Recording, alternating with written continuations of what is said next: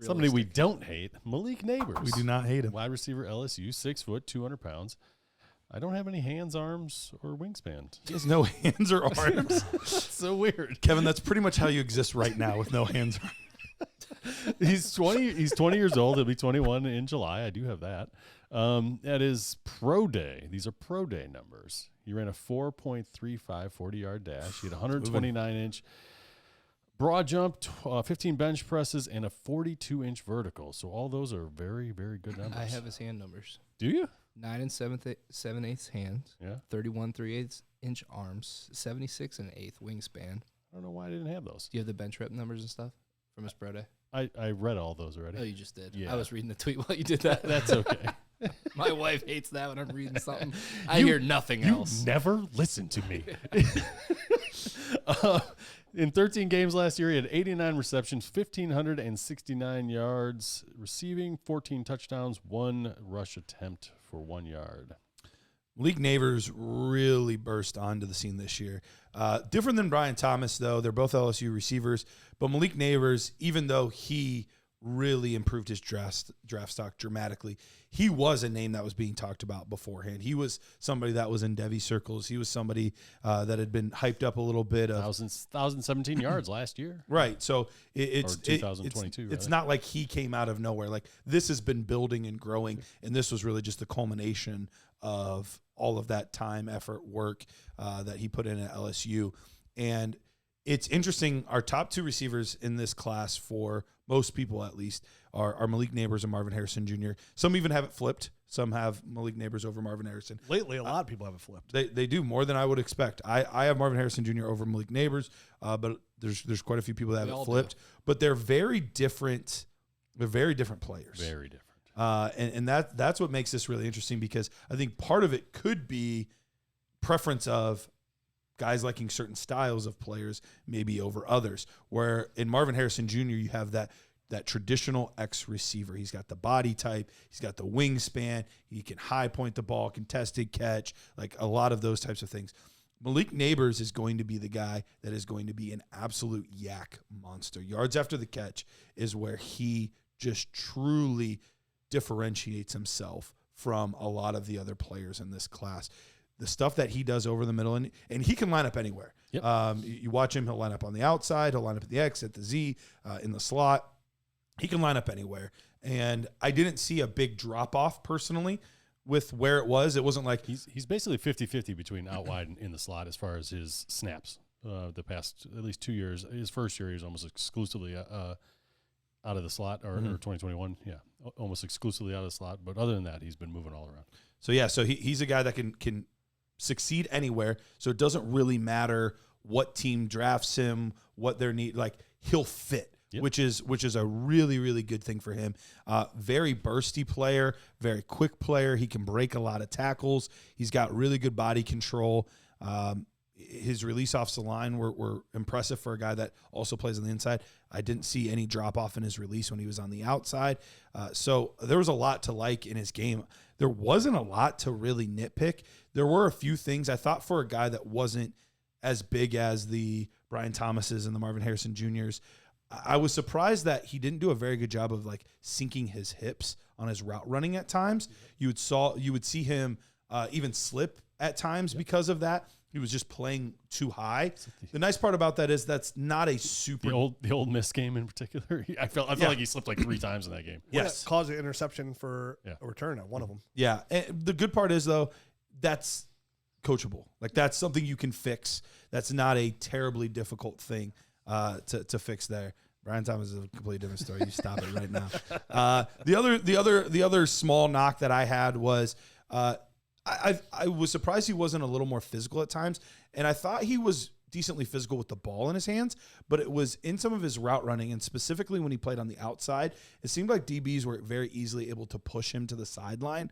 I would have liked to have seen him play with some more physicality, maybe make some moves there. He was pushed to the sideline a little bit more on some of those vertical routes than I would have liked to have seen, but those are small things, not things that are overly big concerns, but I had to find something because overall he's a really good prospect.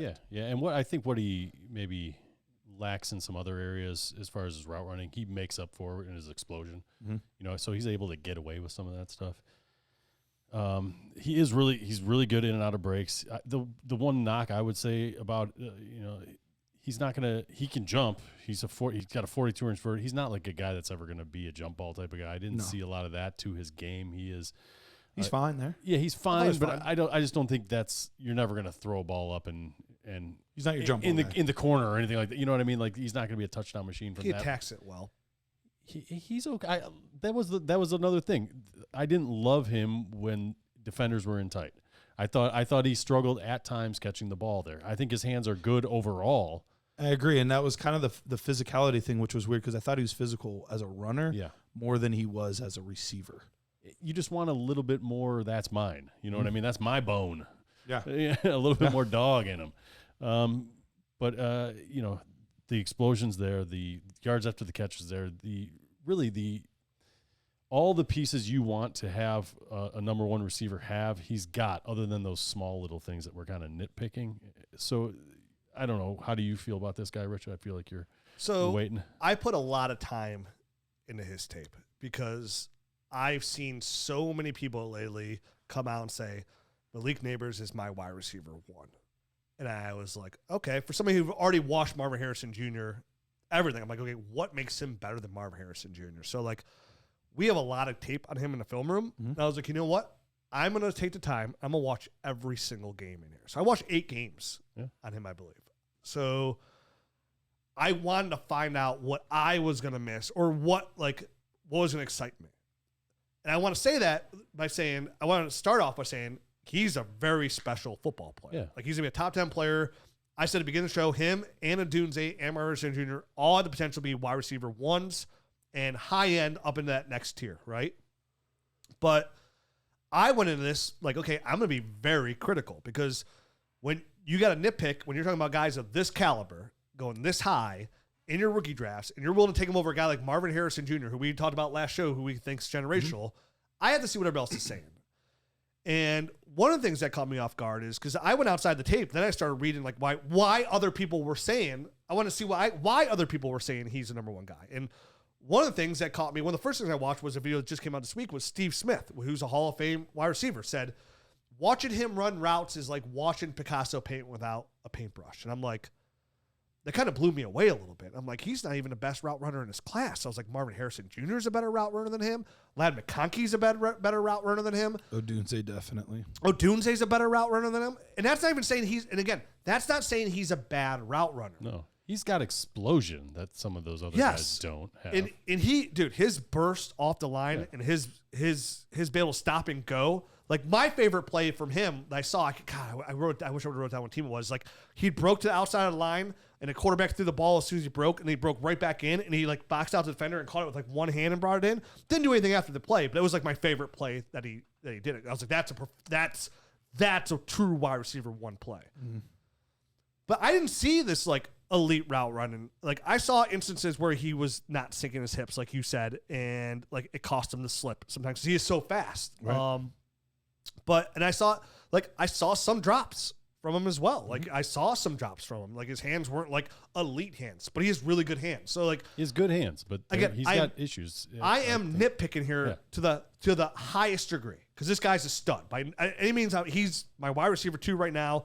I'm gonna dig more into the Odunze, but like I tweeted out like him and Odunze from what I've seen already on Odunze, because I've watched a lot of Odunze too, is him and Odunze are way closer together than they are to Marvin Harrison Jr. for me.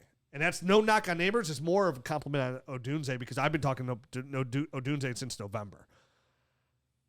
He is a stud, getting the ball in his hands. He's going to be a top 10 pick, but he is not a perfect wide receiver by any means. No. And he's a really good receiver, and he's going to be the number one receiver in the team, and I would be very excited to have him on my Dynasty roster. He'll probably be, once you draft him on your roster, he'll probably immediately be one of the best players on your team because there's not a lot of receivers, I would imagine, with where he's going to get drafted, opportunity he's going to get in a skill set that he has, where he's not going to be a fantasy football stud. So there's not like many receivers I would draft ahead of him right now if we were doing a startup draft. Like, I would take all the stud guys that we think up there, but like he starts to fall in the category of like I would still take Amon-Ra St. Brown over Malik Nabers. So that should tell Easily. you. Yeah, that should tell you something right there. You know what I mean? Like, is he wide receiver 5, 6, 7, 8? You know, like, but now I would take him ahead of Devontae Smith, and I love Devontae Smith. But like, Devontae Smith's situation will be different than where Malik Nabers goes. Garrett Wilson or Nabers? They're very close. Like, to the play, like they're very similar players. He's got more burst than Garrett Wilson. So Garrett Wilson had more, I think, body control and leaping ability. Correct. And contested catch. But they're to me, in my eyes, those are similar prospects, right? Like Garrett Wilson and Malik Nabers are very similar prospect in my eyes. But I don't see him as like, I see Marvin Harrison Jr. like for sure, like he has a chance to be wide receiver 1 overall. I can see Malik Nabers getting there, but like I could see it clear as day with Marvin Harrison Jr. The way like I see Marvin Harrison Jr. dominating man-on-man, like one-on-one coverage. Malik Nabers will probably do well too, but like again, there's just very minute things in his route running and some things that he does. And like you said, his contested catch, I'm totally fine with it, but there's just a couple things he could just kind of clean up to be that pure, like transcendent receiver. Like there's other receivers I've seen that are like Garrett Wilson would be on par with them. You know, guys like AJ Green and Julio Jones were clearly better in my eyes than him. For what it's worth, I mentioned how Marvin Harrison Jr., all the guys, all the prospects that I've ranked, he's the top guy. Yep. For right now, on that same list, I would have him. I think he's 7th of all the guys over the past 5 years. So still very high. Yeah. Assuming in that list, you know, there's Garrett Wilson's in there and CeeDee Lamb's in there. Like there's some really good players but not the same level. And I just want to reel back that like I don't think like all these pundits out there saying he's wide receiver 1. Clearly, this is pretty simple. It's not even like, oh yeah, Marvin Harrison Jr., but this guy wins differently. Like I'm looking at this from a long-term fantasy football stud standpoint, and he's one of those guys for sure. But like where I'm totally okay taking Marvin Harrison Jr. over Jaden Daniels, what for sure. I don't know if I would take Malik Nabers over Jaden Daniels. With Jaden Daniels going number 2, the Commanders over almost any circumstance. You know what I mean? Yeah. Like I would probably always take Jaden Daniels at 3, if not 2. Yeah, but that makes sense. Yeah, no doubt. I mean, I'm trying to piece it all together in my brain. It's just like, but yes, I would take any quarterback in the Superflex over a guy like Malik Nabers because I think there'll be another Malik Nabers in next year or maybe the year after his draft. You could trade up for Roman Doomsday. They're good. They're very good players. Don't get me wrong. I just there's always going to be one of those guys coming down the line. Whereas if you hit on the quarterback, you're solid. 3 years, Jeremiah Smith from Ohio State will be a better prospect than Malik Nabers. It's tough to say as a prospect, but he does look really freaking that good. kid is stud. I think he was the quickest ever to lose a stripe. He right? was the quickest. Yeah, the way they're talking about him is like, whoa. I was watching his high school tape because he was crazy. in high school, and then I watched his like early practices already at Ohio State. I'm like, oh, this guy is like Julio. Yeah, he's the next great.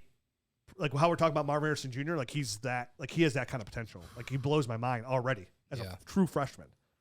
Yeah, Jeremiah Smith has a 81.3 for me right now, so I'm just. So yeah, I mean, I love Malik Nabers. He's as of right now. Like we'll talk about next week after we break down Roman Dunze where he stands with, and I can't wait to see what Matt says about Dunze because I really do feel Matt's going to fall in love with the Dunze. And in my head, I already hear like, yeah, I kind of like Justin Jefferson. So many times where Matt chimes in, where like people say Malik Nabers is number 1.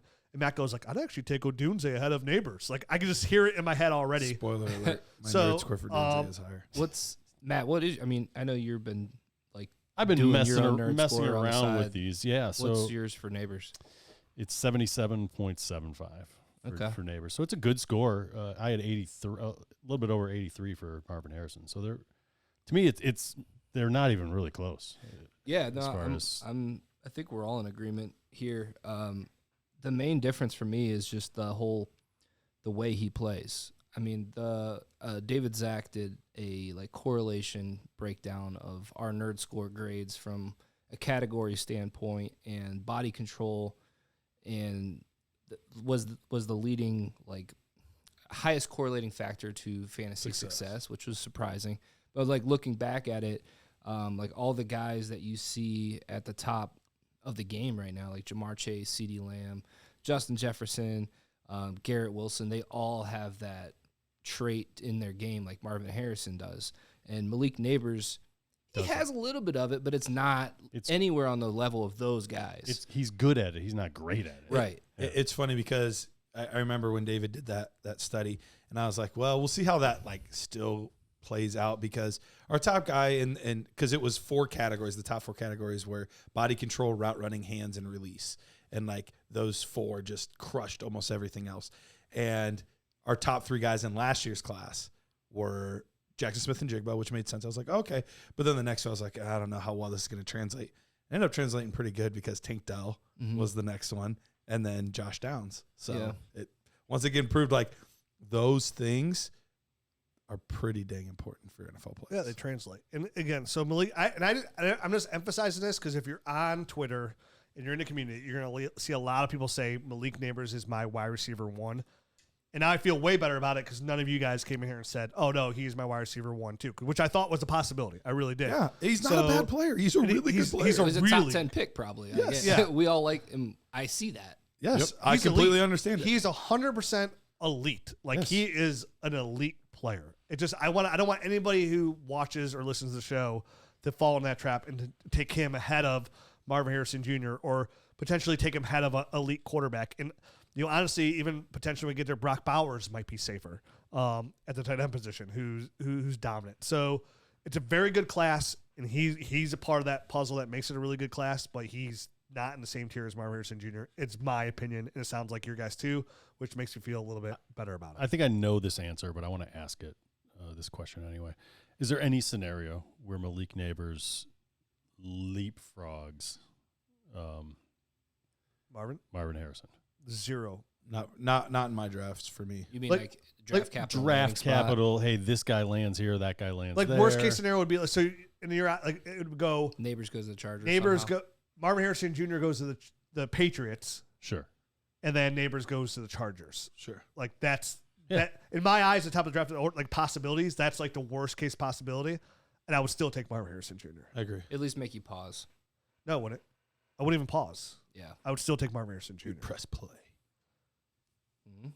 All right. Bailey Zappi. And then I'd be traded for Jacoby Brissett. Well, let's see what else the Patriots would do in the draft. Yeah. So obviously there's no way the Patriots can pass up a quarterback here when this quarterback class is way stronger than next year's class. So make my mock look better. Dude, Penix and Marvin Harrison Jr. I'd like that. I would like that too. Dog, you hate all the quarterbacks in there. I hate them all. Don't get me grumpy, dude. We're talking wide receivers, and I'm happy. Don't get me grumpy, man. Jane Daniels, bro. The dude, you like Jane Daniels? No, I do. I'm just generally grumpy about all the quarterbacks.